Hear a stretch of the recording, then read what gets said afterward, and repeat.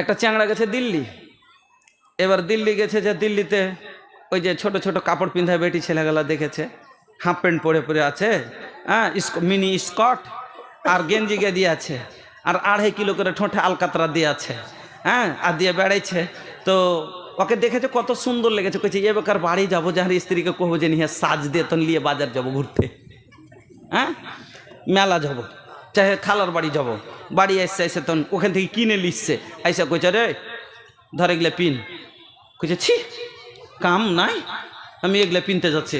কইছে টাকা তুই শুনিস নি মুলবিরা কহেছে হুন্নাস লেবাসুল্লাকুম ওয়া আনতুম লেবাসুল্লাহ হুন্না, তুমি যা খাবে তা খিলাবে, যা পরবে তা পরাবে।